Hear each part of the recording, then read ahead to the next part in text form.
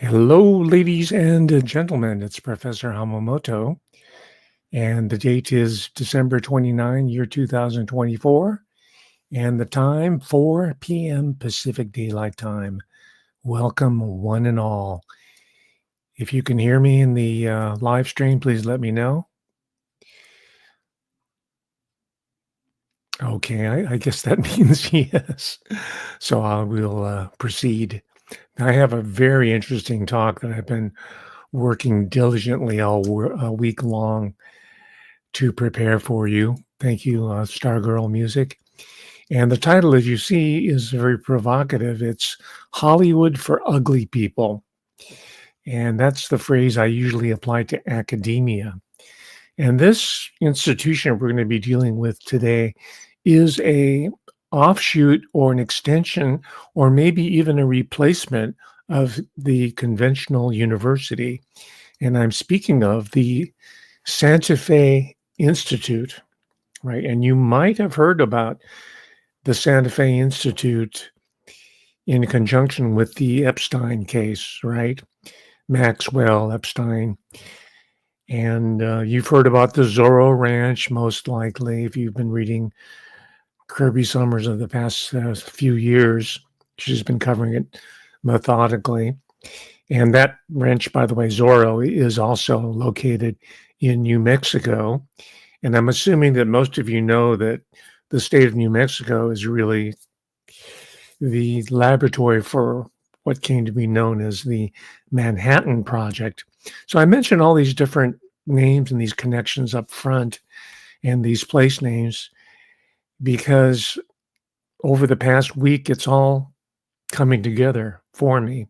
Not all of it, but much of it, including questions that have been bandied about recently about the H-1B program administered by the Immigration and Naturalization Service. There's a controversy about that, and it's lining up to be Trump / Elon Musk versus the America Firsters. There's supposed to be a fissure or a division amongst the MAGA group. I don't think it's that significant, but that's how it's being reported in the mainstream press. So it deals with a lot of the intellectual labor that has made America great and will make America great again. I'm convinced. And it also has to do a lot with artificial intelligence, general artificial intelligence, quantum physics, all the big ideas that supposedly is going to be moving our civilization into the next phase. And we're inundated constantly by most of the, it's mostly positive propaganda that's being bandied about. I have some serious reservations about it, which will become evident as I go into the talk here. So I'm going to talk about the background, the backstory, the social history, if you will, about the Santa Fe Institute. And I will focus on certain infamous figures within that milieu. And one of them, of course, it's in the title, is Jeffrey Epstein. And it's not only him, but it's the Maxwell clan. In fact, Sir Robert Maxwell gave some money to help support the institution. And the funding issue is crucial in these think tanks. And I'm going to use that phrase, even though the Santa Fe Institute people themselves don't like to be thought of as just a think tank. It's more than the Rand Institute. It's more than the Center for Democratic Institutions. But by the way, they all feed from the same trough. They all drink from the same well. And most of you can guess what it is. It's corporate America. And the Santa Fe Institute is but the most recent incarnation of what now is being called philanthro-capitalism. That's a mouthful, isn't it? Philanthro-capitalism, as in philanthropy. And what that means is that you have these family foundations tax-free.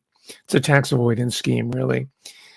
At the same time, transferring knowledge into their monopolistic hands, including questions of AI, quantum physics, economics, business economics in particular. So you have Citibank at an early juncture putting in a bunch of money into the Santa Fe Institute because they want that R&D for themselves to figure out how to better fine-tune the already gamed system of Wall Street investment. This is Citicorp. And by the way, I should give credit to some of the seminal articles. There's a lot written on this, and I had to assimilate a lot of it very quickly because I almost accidentally stumbled on, I knew what the Santa Fe Institute was, but I was just browsing through a bunch of, if you watch my X videos on Twitter, X, I mean, I've been doing a lot of postings on poker and gambling. I'm fascinated by high stakes poker, probability theory, and I'm interested in the social types that have figured out how to win against the casino, how to win against the house. I'm interested in people like Casino Jack Abramoff, who we know through other storylines, right, including the involvement of the Indian casino network in laundering money and secreting secrets of the state, right? Especially in the defense area and the knowledge industries. And as I've told you before, just sort of, and this is why my digressions are so important. I've told you many times that I like to go to the casinos whenever I can. It's more and more easy, it's, at least in the state of California, because they're all over the place now. In the old days, you had to physically go to Las Vegas to gamble. But this revolution in the so-called gaming industry, it's called gambling, but they call it the game industry. And that's another talk unto itself, has it that the supposedly Indian-owned reservations are exempt from these laws because they're a sovereign nation. They're a nation within a nation. And certain figures have gamed, if you'll pardon the pun, have gamed the system to make it work for them on various levels. And this goes way beyond the zombies who are just playing automated poker on the machines. By the way, the machines have taken over casinos, casino gambling. It used to be the card games, the table games. So they've figured out, I'm talking about the algorithm kings, right, have already figured out how to fine tune their system so that you can take dealers and the possibility of cheating.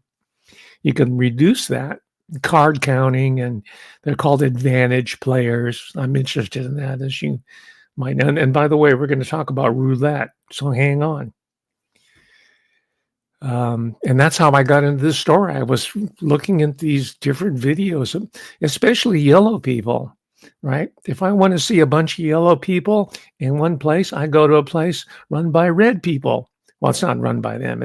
They're the front men, right? The Indians. And I found out that there are a couple of figures who were part of the Santa Fe Institute. They were external faculty. They don't have a traditional faculty system like in the university, right? Associate professor, assistant, tenured full professor, and different chairs. That's the traditional, goes back to the medieval times, right? And that's why I'm interested in this topic as well on another levels, because the university, as you and I know it, is going out. It's going to be for the suckers who want to pay for DEI and lesbian studies and who want to embrace their ethnic and racial identity at the expense of everything else. And the real R&D, the real research is going to be yielding productivity and wealth for certain few individuals who managed to monopolize it by killing figures such as Balaji, right, here over in San Francisco very recently. That type of activity is already migrating to places like the Santa Fe Institute. But if you talk to any academic, they'll be, oh, that's crazy. That'll never happen. They cannot really look into the near future to gaze at their own extinction event, right? And they are facilitating this demise of their institution, the university. They can turn it around.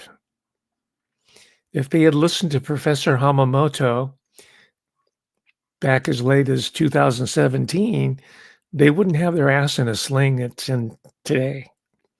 Instead of laughing me out of the lecture hall or the classroom or disciplining me incessantly, right? So yeah, I have my beef against academia, but so do the Santa Fe Institute people. It was founded on these principles that the university was not creative enough to contain these self-aggrandizing geniuses, genii, right? People like Murray Gell-Man from Caltech. He died, I think, in 2019. Or people like Marvin Minsky, the putative founder of artificial intelligence in the 60s, right? There's all kinds of names associated with the Santa Fe Institute beyond Jeffrey Epstein. And of course, people were scratching their head. What is this douchebag, Jeffrey Epstein, even doing amongst all these eggheads? Right. And in the course of doing this research, I came across another name that fascinated me. He's a writer. He's a novelist. He's the recipient of the Pulitzer Prize.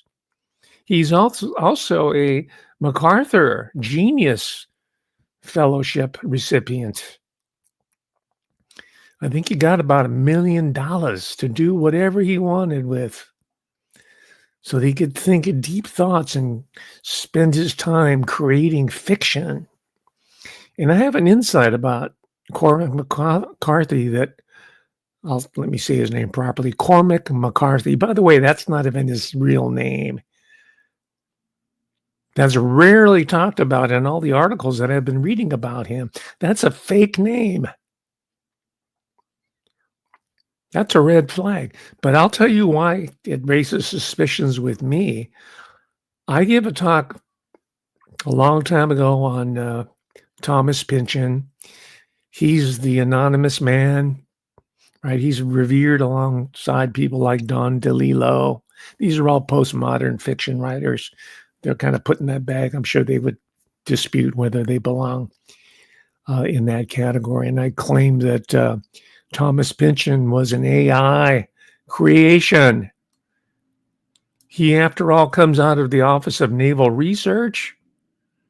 He went to Cornell University, even studied with Vladimir Novikov at Cornell. Of course, Novikov himself didn't read the papers. His wife graded the papers while they were driving across the country. Yeah, these people are very mobile, and they like the Southwest, right? Especially after the Manhattan Project. New Mexico is a destination point for a lot of the ultra elite intelligentsia and the creative class. But before we range into that, let me just give a little bit of backstory on this, as it were, and I've given a talk about this in previous months. I can't exactly remember when, but I talked about Aldous Huxley. I talked about the migration of British writers, intelligentsia, scientists, engineers to the United States. Huxley was one of them, and I talked about how on his way they bought a new car. They were given a new car in New York or something and drove it. First, they went down to Duke University. That was built by tobacco money, right? The tobacco fortunes of the Duke family. And they had a guy there by the name of J.B. Rhine, R-H-I-N-E, I think that's what I was talking about, who did early experimentations in PSI, or psychic remote viewing. Let's just put it in the general terms. And then he headed out to New Mexico to visit his buddy, D.H. Lawrence, who was spending some time there out in Taos, New Mexico, with Frida Lawrence. And I was a big reader of D.H. Lawrence when I was a undergraduate in the 70s, because a bunch of feminists, this is before women's studies had become institutionalized and debased in the university. They came out of New York with journalists, mostly Jewish feminists. They were rebelling, they were committing parricide against the rabbis. And people like Betty Friedan, the feminine mistake. I mean, there's a whole history of proto-feminism or feminist thought. First wave feminism, as the current gender and feminist theories would call it, first wave. But we've progressed far beyond them. Right. So I read D.H. Lawrence because they were attacking him for being sexist and a patriarch, all the tropes that later became the source of a lot of too many academic articles by so-called academic feminists. They're going out. They got to go out, not because of our pressure and because we laugh at their mustaches, but because they have painted themselves into a corner. They're on their way out. Santa Fe Institute's where it's at, baby. It's no longer women and gender studies at UC Davis, which were staffed with a bunch of intellectual midgets anyway. These are people who usually couldn't cut it in the other departments, and they just they put them in ethnic studies, which I was in, because they thought mistakenly that I couldn't cut it. He's interested in television. He's interested in film. He's interested in popular culture. Oh, anybody, I do that at home. I sit around with a beer can in my underwear and watch movies and TV. How tough can it be? It can be very tough. And it's a very profoundly important source of study, as it's turning out, because Amazon MGM is taking all that intellectual property and converting it to its AI system. Thanks to people like Sulachir Balaji, the people who were with OpenAI. All right. And a lot of these ideas were workshopped on a theoretical level at the Santa Fe Institute. And Los Alamos is right down the street from them. And you have these arty-farty colonies like Taos and these mystical and the Anasazi and the Four Corners. And you've got the cave dwellers. You've got everybody there. And you've got these brilliant physicists. The town, the city, it's incorporated, by the way, has the highest per capita number of PhDs in the country and in the world. This is Los Alamos. I met the daughter of Wen Ho Lee, who was a Los Alamos mathematician who got in trouble. They set him up for reasons that we can talk about another time. But she came over to UC Davis to one of her fellow Chinese American contacts, got her into law school, and she was going to be a big civil rights advocate because her father was so unfairly accused of espionage. You remember the Wen Ho Lee case. And so she came to my office and tried to chat me up, but I could tell she was a big bullshitter, and I haven't heard from her since. All right, I think her name was Olivia or something like that. Check her out.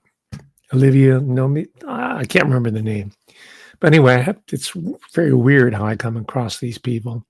So D.H. Lawrence was there first. Let me show you a clip that romanticizes the D.H. Lawrence imprint on New Mexican culture. Here we go.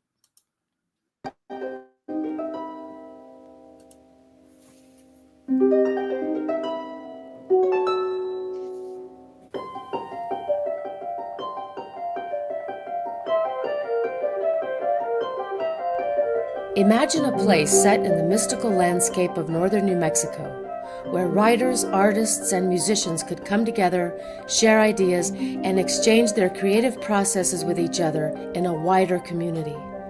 A place where students could go and learn from the masters of these disciplines while getting back in touch with nature and all that nature has to offer. Now realize that this place already exists. A place where one of the most important and influential writers of the 20th century lived and is now interned in the walls of a beautiful chapel. I think New Mexico was the greatest experience I ever had from the outside world. It certainly changed me forever. Bequeathed to the University of New Mexico by Frida Lawrence in 1955, the D.H. Lawrence Ranch has had a colorful... You get the idea. D.H. Lawrence was, he was tubercular, so he did it partially for the dry air there. But you can already see this is in the interwar period, the period between World War I and World War II. I think they spent some total of about 11 months in Taos. They didn't really settle there. They just came back and forth. They liked to travel and move around a lot. But they were brought in there by this wife of prominent capitalists, successive husbands gave her more and more money. Mabel Luhan Dodge, who is bisexual, by the way. This is another reason why New Mexico and Georgia O'Keeffe is very much associated with New Mexico. They are adored by the women and gender studies types in academia because of their bohemian sexuality, right? Which, by the way, is apparently still going on, right? From what we know about Jeffrey Epstein, except that it's gone far beyond simple bisexuality and wife swapping and what today we would call swinging, right? We're talking about transhumanist type of speculative endeavor and pragmatic experiments with Jeffrey Epstein's seed, right? You read the articles where he wanted to seed the world with his own gametes, his own genetic endowment. This is a very old quest. A good that's it precedes biblical stories about how entire tribes were wiped out and favored nations were allowed to move forward according to the Hebrew Bible and the New Testament, or even outside of the Bible. Stories like of Atlantis, for example, different root races, Blavatsky with her ideas of racial hierarchies. And this is not in the literature that I'm reading that's either flattering or critical of the Santa Fe Institute. This is my contribution. And where am I getting it? I'm getting it from you. You and me, ladies and gentlemen, we are reading the same material. And I'm adding to this orthodox history that I'm reviewing. This one's by a guy named Fabrizio Divigni. He's a postdoctoral researcher at he's in France. Let's just say that he's a professor, associate researcher. It's called Failed Institutional. This is the history of the Santa Fe Institute. I'll put this on my Patreon, by the way, save you some time, and you'll want to read it because this is where the action is. It's not the Tavistock Institute, okay? You hear me kvetching all the time. I'm always complaining about these people talking about Dr. John Coleman, who was writing 40 years ago. And the Beatles came out of Tavistock, blah, blah, blah. Memories from Lookout Mountain, right? It's the same garbage recycled over and over. And that garbage that is now part of TubeU has me covered up to my neck. By the way, subscribe to my channel. I want to get to 100,000 subscribers so I can get my brass-plated YouTube play arrow that I'm going to put behind me here. 100,000.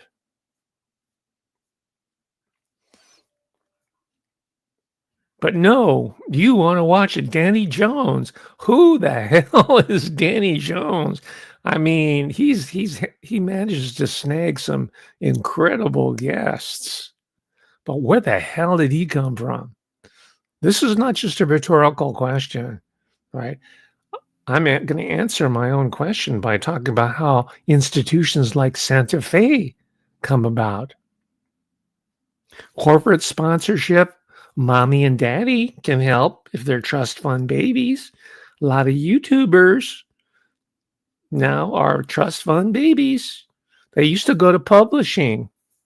They used to be the girls who told me that they're not interested in my published work because no one wants to read what a yellow man has to say. We'll give you George Takei and we'll give you Mr. Miyagi. But other than that, or maybe we'll give you Michio Kaku. How's that? But other than that, we don't want to hear from you, even though it's these people who have built up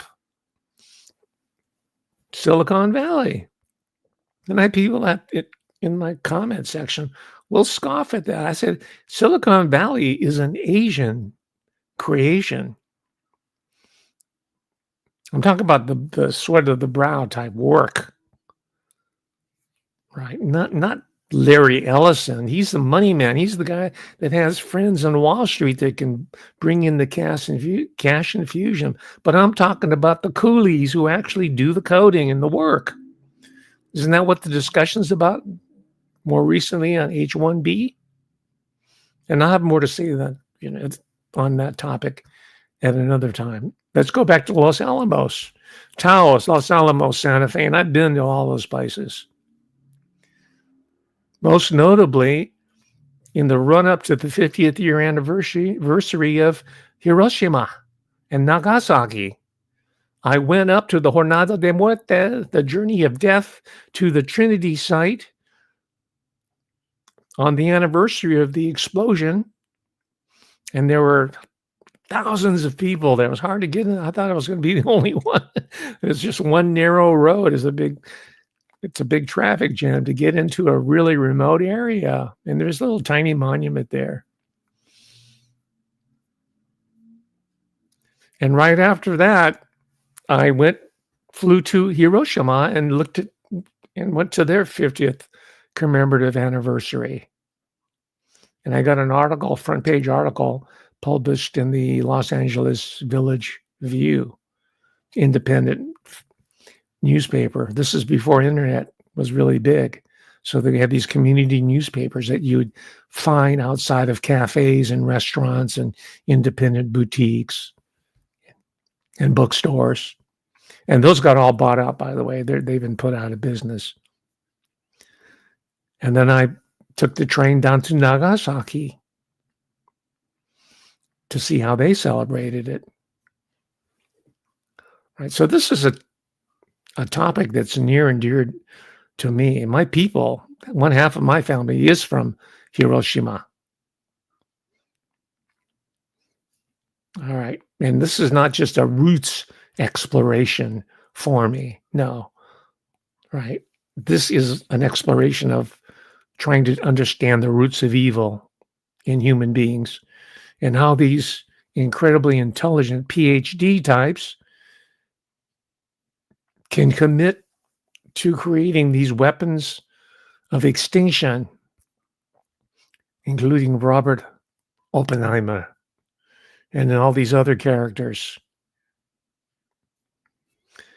Right? These were the pre-paperclip people. Everybody knows about the evil Nazis. They were the evil, bad Germans. The Myth of German Villainy is a good book to read. Oh, we hate them. There's so many bad movies about that. Saving Private Ryan, all of it. But there's also a Jewish paperclip, right, of the physicists who came in to create these weapons of mass extinction, including Edward Teller, who was my colleague at the University of California, Davis. He retired before I got there, but his ghost is still there, Edward Teller. He had a mirror lab at the UC Davis campus, as he did down south, and at Berkeley, too. He was so obnoxious, they said, just send him over to Davis. No one's going to think about Davis as being important. It's just an ag school. I'm being ironic, of course. It's much more than that. So Los Alamos, where Wen-Ho Lee spent his career and was thrown into jail, rightly or wrongly, has because a lot of you currently are really interested in tunnels. Did you know there's a whole underground city beneath Los Alamos? They got to save all them really highly educated PhDs from Taiwan. Now there's probably more from India coming in, but back then there was Taiwan and more from mainland China. Because Formosa, Taiwan was free China. And in 1965, people like Wen-Ho Lee were brought in by large numbers to replenish the paperclip people that came from Europe. I call that Operation Rice Paperclip. Get it? So here's the underground city, the tunnel behind Los Alamos. This is like something from a James Bond movie, a secret tunnel underneath a secret city. There have been rumors for decades about mysterious activity in a man-made cave hundreds of feet beneath Los Alamos. Well, the rumors are true. There is a tunnel. Tonight, News 13's Katie Kim is on special assignment inside the secret site that no outsiders have ever seen. It's been whispered about for more than 60 years. They would keep gold in there, and that's all I remember people saying. Something secret lies deep in the Los Alamos Canyon. I've heard about it, yes, but I don't know about it. Just that it exists. There was a rumor that there was a train in here because when you were up on top, you could hear sort of strange noises. From a passageway for a secret underground train to a mine full of precious metals, the stories of what was buried in the canyon were endless. And unless you worked at the National Lab, it's remained one of the best kept secrets in New Mexico since the 1940s. No one's been in this vault. The public has not been in this vault. There's been no. I'll post the links to that on my in X. I'll do that. X comes in very handy for supplemental materials here, and also post an article here called, it's by a guy named Eric Baker. He's a junior faculty at Harvard University, History of Science. It's called The Ultimate Think Tank, The Rise of Santa Fe Institute Libertarianism, or Libertarian. By the way, there are a lot of these founders were very much interested in the economic theory of Friedrich von Hayek and his student Ludwig von Mises.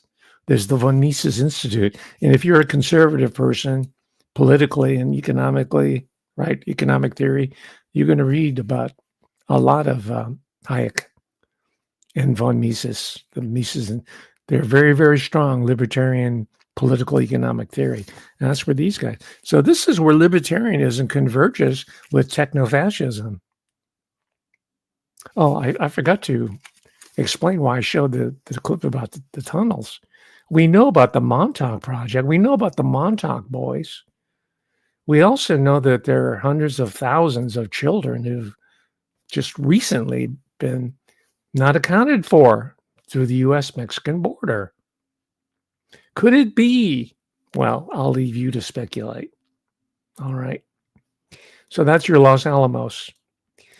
And there is a kind of a creepy connection between some of the faculty people. They're called external faculty because they don't have faculty as such. a creepy relationship with young people, maybe not children, but with young people, as I'll show you in a moment. And this is also seen in the pics that's illustrating that is the photo for this particular talk. On the left side, you see Jeffrey Epstein. I'm sure you recognize him. But on the right is a guy named Lawrence Krauss. He was a professor at Arizona State University, and he resigned his position there instead of being subjected to an investigation for sexual harassment and other related sex crimes, allegedly. I'll put that in there. But he quit. But he's also very closely aligned to Santa Fe. And I am just going to assume, ladies and gentlemen of the jury, that there was all kinds of creepy stuff going on between undergraduates, grad students, postdocs, and the professors at the Santa Fe Institute, because it goes on at every single university in the country, including Portland State University. All right. And I'm saying this is because as 2024 saw the fall of Hollywood with all its sexual transgressions and its Luciferian rituals and the manifestation of evil through its so-called cultural products, that was 2024. As we saw that in 2024, Professor Hamamoto predicts for 2025 the same process for the American and the British university system. It's all going to come out. I am the Oriental Cat Williams. Right? He was on Club Shay Shay. Club Gay Gay with Club Shay Shay. Saying, yeah, it's all coming out in 2025. I'm saying 2025, it's the university that's their turn. And that includes the Black Boule. It especially includes the historically Black college and universities, out of which people like Fannie Willis come out of, and all these other Black bourgeois people who have guilt-tripped us, especially white people, into thinking that they are the conscience of America, the guilty conscience of America. All these Alpha Kappa Krappa people, the Kamala Harris types, all them sororities, right? And as far as yellow people is concerned, I declare 2025 is a year when the yellow people stop subsidizing the non-starters in the society who can only talk loud but do nothing. Yes, I'm going to get to Oprah Winfrey. She's part of this story. Hang on, I told you everybody's in this grab bag here. I'm going to break it down. So remember my prediction for 2025 university, and that's one of the reasons why these institutions like Santa Fe are beginning to bud out.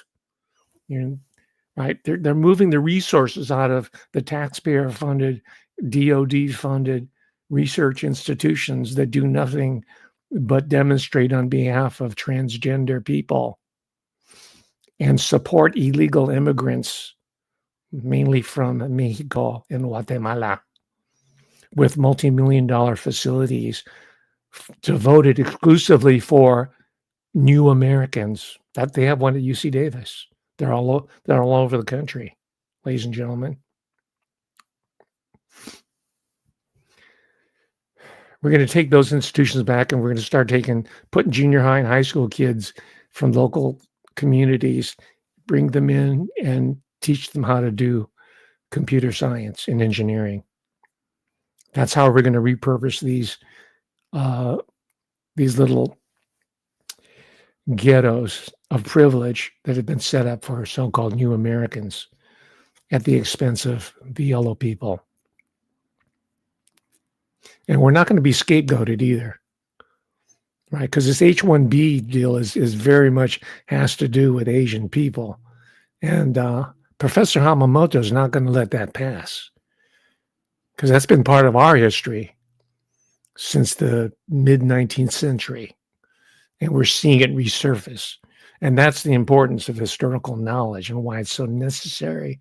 And it only adds to the irony why my own colleagues would punish me for telling the truth, because they think that having more yellow people inherently is going to better themselves, just like the black bourgeoisie feels that the more underclass blacks there are creating problems is more job security for themselves.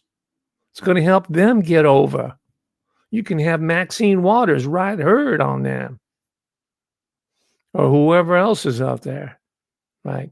So racial and ethnic politics is much more subtle than most people want to think about. Because you know what? When you're hearing all this discussion about H-1B, I don't see no Asian people in the discussion. Do you? Anyway, I'll get to that at some other point. So here is a promo piece, and they're really good at self-promotion. That's one of the keys, right? You've got to have a funding source, corporate. You've got to develop your rep.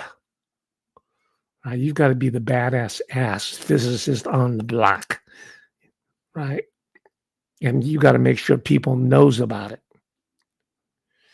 And you got to be self-promoting. So here's the self-promotion piece.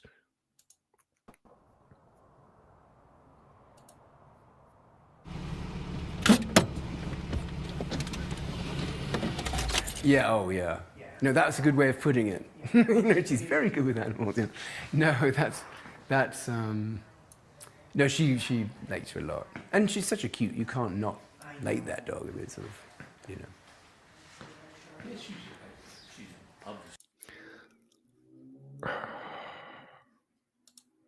Ladies and gentlemen, I think that's Cormac McCarthy himself. Been taken care of. Oh yeah. I just don't know what she's going to become. Yeah. When you're looking down at her, she's looking down.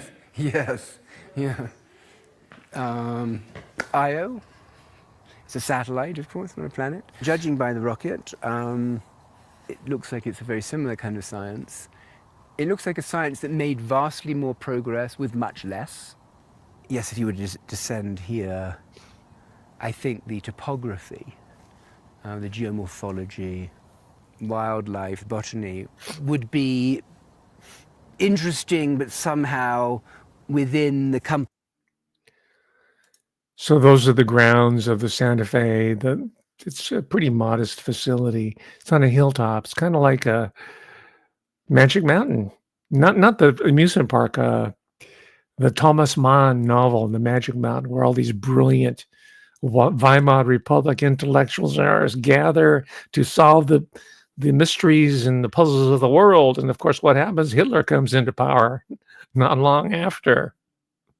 So maybe the Santa Fe Institute is sort of a prodromal warning about the nation technofascism that is upon us. The Santa Fe Institute. Okay, let me remind you of previous talks I've given on Interlochen, right? Jeffrey Epstein had a cabin named after him. He donated money where he'd go there to visit some of the young students. You saw one of those girls walking by there. Oh, those professors, them leches, they're just waiting for them because they're already in a hero worship mode. That was Cormac McCarthy. All them 20-year-old girls, oh man, I've read all your books, Cormac McCarthy. I worship you. I want to be a writer. I want my story to be told. And that's how Cormac McCarthy enters into the story of Santa Fe. He became a member and later a board member, I think sometime in the 90s, around the time that he got the MacArthur Genius Grant. And of course, that brings additional cachet to the Santa Fe Institute. Oh, Cormac McCarthy is a resident here. He's an external faculty. And then he didn't write a damn thing while he was at this glorified boys club. a female journalist, writer, can't remember her name, for The Nation magazine, call it a sausage fest. And that's one of their criticisms, that it's a male club. You got to be these hard-driven Cormac McCarthy types who like to smoke and drink and sleep with as many women as they can, like Jeffrey Epstein. The younger, the better, according to them, right? I'll also post that information on Cormac McCarthy, but I think it'd be better for you to get an idea of, let's see here. There's a guy, I forgot his last name, but he goes by Ian something. He has a whole YouTube channel dedicated to Cormac McCarthy, and he has studied his fiction for 15 years. He's read everything. He leads reading groups on it. He's very well versed in the fiction of Cormac McCarthy. He's also a biographical fiction. As I told you, that's not his real name. I hope I don't forget. I have a kicker for you before this talk ends about Cormac McCarthy. It has a lot to do with my insights about Thomas Pynchon, another mystery man, because Cormac McCarthy rarely gives interviews. Here he is. This is a discussion, Ian, the Cormac McCarthy expert, talking about the relationship with Epi and McCarthy. 2011, Cormac McCarthy and other Board of Trustee members at the Santa Fe Institute approved $25,000 from Jeffrey Epstein after he was released from his 2008 conviction for child prostitution. What's up, guys? My name is Ian, and I am a Cormac McCarthy scholar here on YouTube. I've released hundreds of videos on McCarthy on this channel, and I've been studying him for over 15 years. And in 2018, when I heard that Jeffrey Epstein had given hundreds of thousands of dollars to the Institute, moved to Santa Fe because of the Santa Fe Institute, placed members of the Maxwell family on the Board of Trustees, had his father-in-law, Robert Maxwell, give money to the Institute, host parties for Institute members at the mansion where many of the crimes that are alleged or actually did happen occur, and many other things. I started to investigate, but of course I was met with roadblocks, because when you have an organization like the Santa Fe Institute, you can create a wall that can refute accountability. And that's exactly what has happened in my research and my investigative journalism on what happened here. But today I'm going to share with you guys what we know about Jeffrey Epstein's connection to the Santa Fe Institute and some of its members like Cormac McCarthy, Murray Gell-Man, and others. So our story starts with how the Santa Fe Institute intrigued Jeffrey Epstein to move to Santa Fe, because this is from a 2002 New York Magazine interview with Jeffrey Epstein, and it talks about why he moved to New Mexico. Quote, he had it built because of the month or so he found himself spending there, talking elementary particle physics with his friend.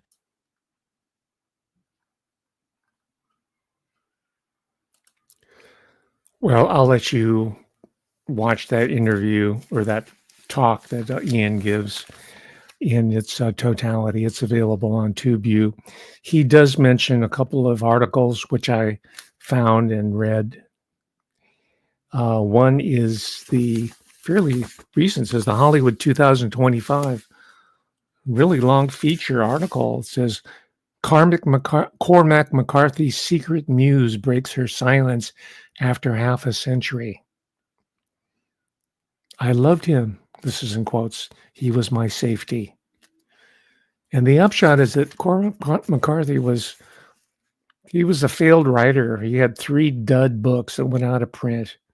He was making no money. He'd already been married a couple times, had a child, an alcoholic, hard-living guy. He was 42 years old when I think it was a Days Inn or one of those cheap motels. He was at poolside when he met a 16-year-old girl who later became his girlfriend. And they were together for about, I'm trying to add up the years, I think it's about 3 or 4 years. I think she left him by the time she was 20, 21. Her name was Augusta Britt. This is the article, which I'll post in my Patreon. I took all the print ads out of it, and you'll just get the text here because it's a long article. I had to print it out because I wanted to spare my eyesight. But it talks about all the details about this, and it's kind of a strange story in that she doesn't feel that she was being groomed. She even jokes about it. She doesn't feel that she was being sexually exploited, even though she was only 17 years old when Cormac McCarthy took her down to Mexico. Right. So he's violating the Mann Act, MANN, transporting women across state lines for illicit purposes. Usually it means prostitution, and statutory rape, which I don't know. I think in New Mexico or Arizona, the age of consent is like 18 or something. I can't remember what it was. But the mother herself of Augusta Britt called off the search, and so the feds, the FBI, stopped searching for them. So they went down to Mexico, went here and there, lived very cheaply, and had all kinds of adventures, which later made it into his fiction. In fact, according to the reckoning by not just this author, but another one here, I'll post this on my Patreon. This is another Vanity Fair article. I have to admit, Vanity Fair does some good journalism. I know I like to rank on it a lot, especially Anna Wintour, but they do some good pieces. And I've always been an avid reader and a subscriber to Vanity Fair. So they went down to Mexico, and as it turns out, she was the raw data for at least 10 different pieces of fiction, novels, some short stories. And sometimes she would appear as the same two different characters, but modeled on her and their discussions, their late night conversations, their correspondence. And she herself says that whenever he'd come to visit her, because they didn't live together after a certain time, it seemed almost like he was gathering data. He was observing her. You're supposed to just, they did the romantic stuff too, I'm sure. But being a writer, he's always taking notes. He's always got his notebook within distance. Just like me, I have the Post-it notes here. I have spiral-bound notebooks everywhere. And I'm always writing down stuff. So, I get that. But the reason why I mention this is because Cormac McCarthy did not write anything while he was in residence at the Santa Fe Institute. He just walked around and talked to people like this guy, Lawrence Krauss, and people like Marvin Minsky and Jeffrey Epstein. And there's other big shot people that you would recognize that was his job. He was like an official greeter in Las Vegas. So my guess is, and this is purely speculative, is that he was getting all the data points, all the storylines, all the turns of phrases, all the ironies that make up life, and that fiction and music and lyrical poetry captures so well, that so far general AI has not been able to catch up with.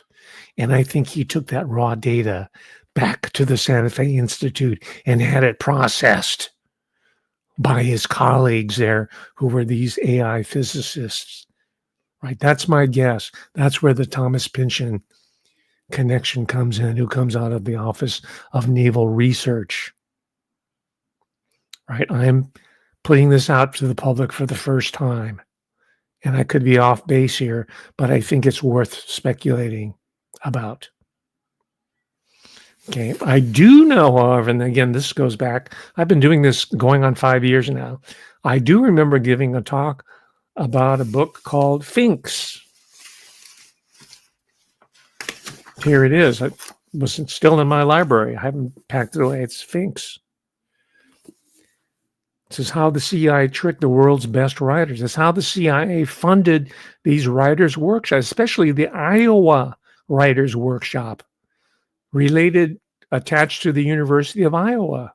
It's a CIA operation. That's why you, or me, for that matter, will never get a contract from the major publishers, because those contracts have already been spoken for, and they've already been set up by these people who write for Vanity Fair or who are book editors. And they're mostly women. They come from prominent families. They go to Bennington College. They go to Smith College, Women's Female Liberal Arts College. They go to Bard. And they go down to the big city and get a job because their fathers and great-grandfathers are investment bankers in the southern tip of Manhattan called Wall Street. But they need something productive to do. And they say, well, I'm in the book trade. I'm in publishing. Publishing, very, very important. You know that already. So this is the book. And this is a link that I put on my page. And I also put on my X. You can read along. How the CIA tricked the world's best writers. I don't have my copy here, but I recommend that you read this because it also includes popular music, especially jazz. Jazz was used as a propaganda ambassador during the Cold War. But the book you want to look at is called The Cultural Cold War, subtitled The CIA and the World of Arts and Letters, published in 2013. It's by Francis Stoner Saunders, The Cultural Cold War. Now, that relates to what's going on in the case of Sean John Combs and Sean Carter and some of the other people who haven't been rounded up yet, because they are similar synthetic creations of these intelligence and banking institutions. And I think Cormac McCarthy was one. That's how you get a MacArthur Fellowship. That's how you get a residency and external faculty position at the Santa Fe Institute. That's how you climb the ranks within the Hollywood for Ugly People pecking order. In Hollywood, you have to sleep with Harvey Weinstein. But in the academic world, you have to sleep with Marvin Minsky. Right? You have to party with Stephen Hawking's, down in Epstein Island. That's why that's the title I give it. It's Hollywood for Ugly People, because celebrity is really the driving force of the Santa Fe Institute for these otherwise impecunious professors. Most of them make pretty good money. They're in the six figures, sometimes the mid six figures, if they're really in a bidding war against other institutions. They do okay. They have an upper middle class income. And of course, McCormick was worth tens of millions of dollars by the time he died. Because as you probably know, a lot of his books were made into movies. Right? Feature films, which I could never understand. No Country for Old Men, that's the one, This guy goes around and kills people with a cattle prod gun, sort of random violence in the far American West. I saw The Road and I read The Road. I think that starred another poster boy for these subsidized arts, The Fresh Prince, Will Smith, The Road. And it's just about a gnomic post-nuclear, I'm assuming, American society. How appropriate. He's down the Santa Fe Institute, a hop, skip, and a jump away from Los Alamos.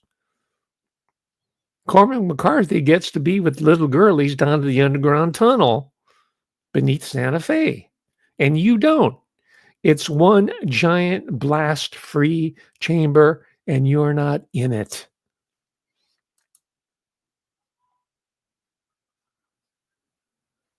Oh, I want to make this a good one. It's magical. Insightful. It's life-changing. Totally freaking awesome.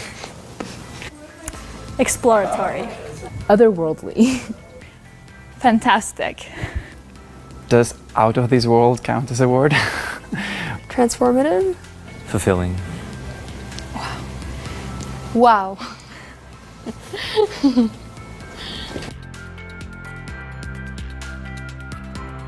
Really fantastic. I had 3 different mentors, and each one of them really offered their own unique way of supporting and helping me, and really helping me to learn most while I was here. There was like a lot of intellectual freedom in which like they just push me. Oh my gosh. They are so ripe for exploitation. It's sad. It's Interlochen. Jewel went to, the singer, songwriter, Jewel went to Interlochen. I don't know if she stayed at the Jeffrey Epstein cabin. It's in a remote area. They're always in these remote areas. Like Santa Barbara, the Center for Democratic Institutions, Robert Hutchings. They set it up there. That's why all the Illuminati celebrities, people like Oprah Winfrey, and until recently, Ellen DeGeneres and the British royal couple migrate there. Kind of like Santa Fe.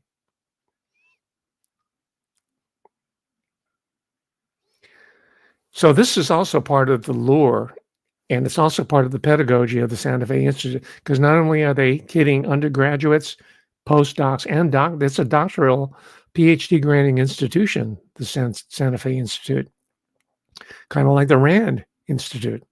So they're growing their own. They don't have to depend on the University of New Mexico or New Mexico State or one of the Ivies. They're just growing their own for this new economy that's built upon what they call complexity sciences. Write that one down.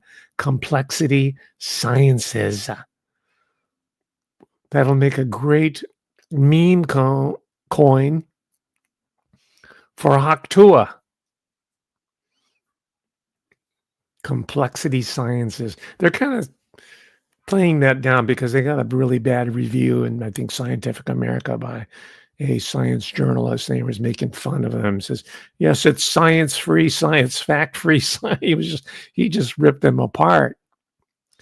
And it's a hubris. That's comes from Greek tragedy. It's a hubristic or hubris-filled activity. Right. But it also has practical applications for the corporate donors like Citicorp who can figure out how to use these new computing skills at the quantum level on how to even further queer the Wall Street City of London system. So, as I told you at the outset of this talk, and from time to time I revisit this theme, I like to go to Indian casinos. And I've come to realize that Indian casinos are social science laboratories.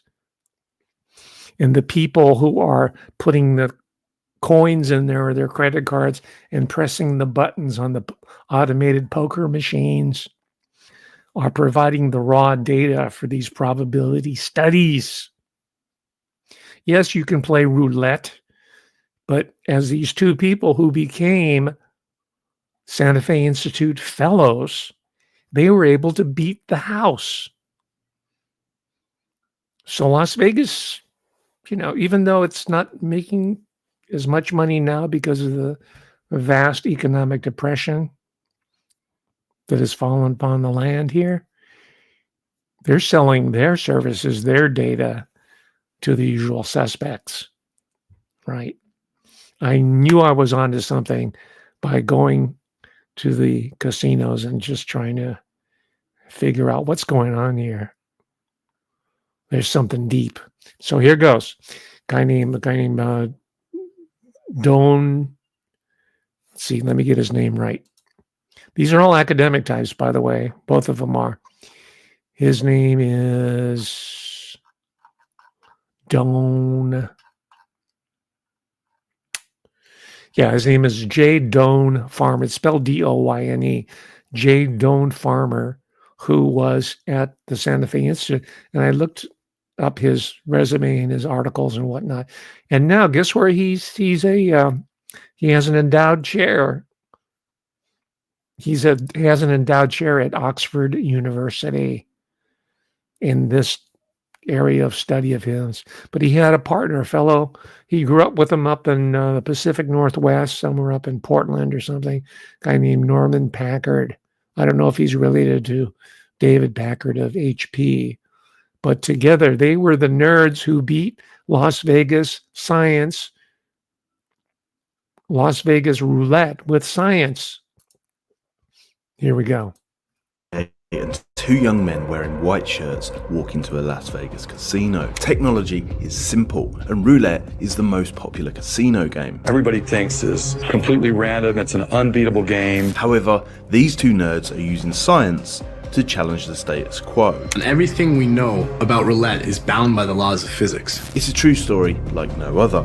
A story that started on a college campus a few years before.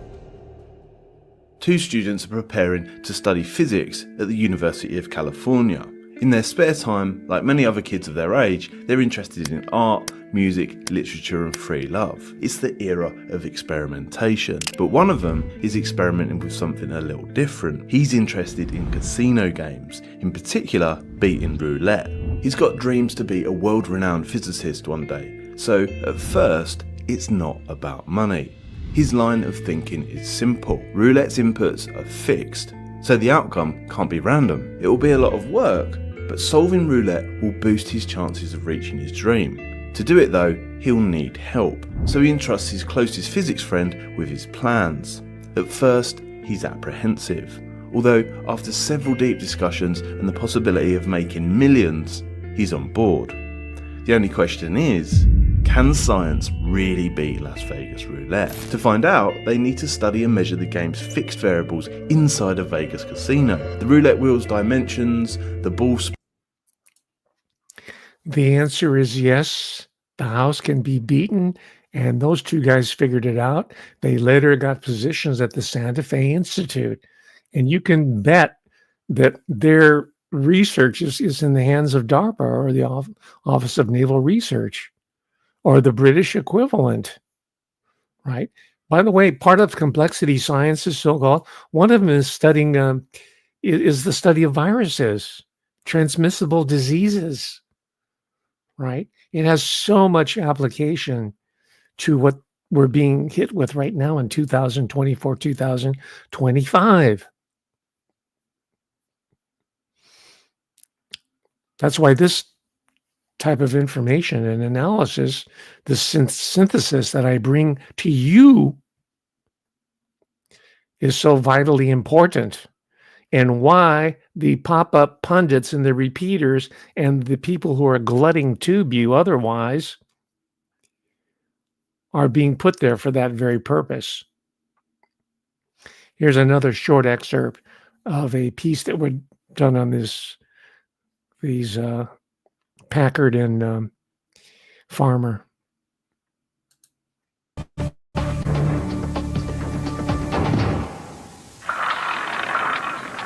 Albert Einstein once said, "No one can possibly win at roulette unless he steals money from the table while the dealer isn't looking."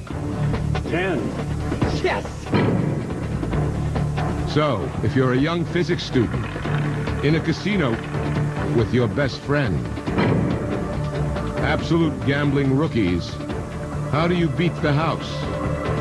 You're out of your element. 12. Congratulations, sir.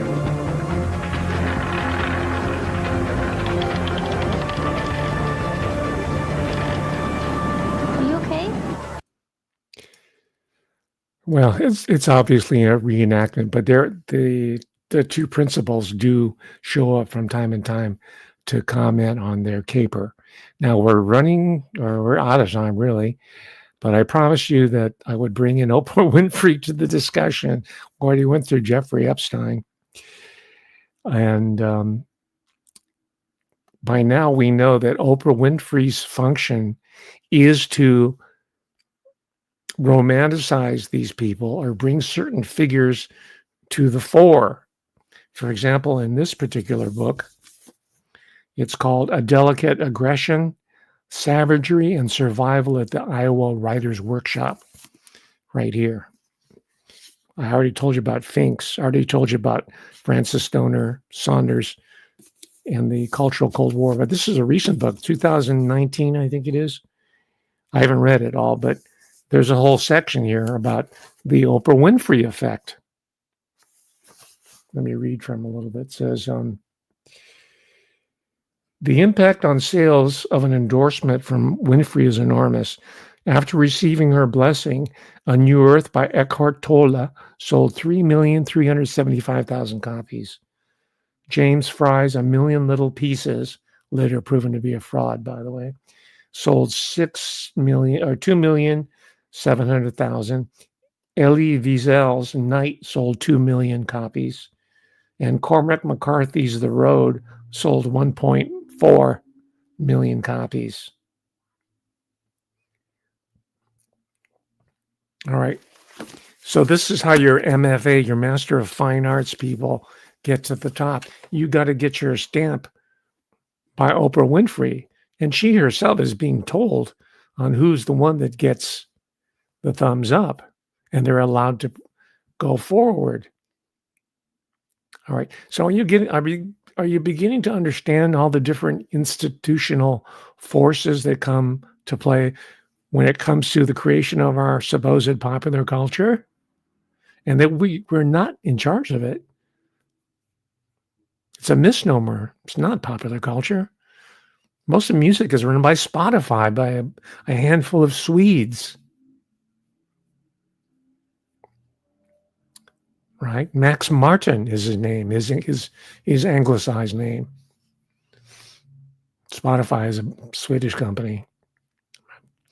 So the next question, and I'm not going to be able to launch into it today because that would take another hour, is how do we as creative human beings take back our creative faculties and produce work that is for ourselves, for our souls, for our nurturance, right?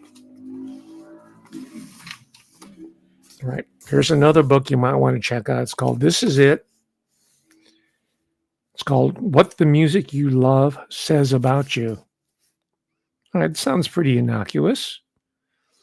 Some of you like to listen to Daydream Believer. Or maybe Just Like a Woman. Or maybe Land of a Thousand Dances. According to these people, there are neuropsychological processes that are taking place.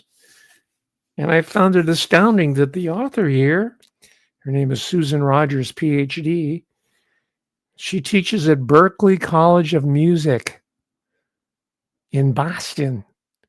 That's spelled Berklee, not UC Berkeley. This is where all the jazz guys go to school. I mean, even John Mayer went there. He dropped out and they made him into a pop star. Pat Metheny, tons of people have gone to Berklee College of Music. But her field is cognitive neuroscience. So they're even going to be moving into the ultimate improvisatorial art, jazz. This is why some of these singer-songwriters for the last couple of years have been selling all or part of their catalog to a company called Hypnosis. And their logo is an upside-down dead elephant. Because all their work here on out is going to be created through OpenAI. That's why Balaji had to die. That's why he was assassinated in his own luxury apartment.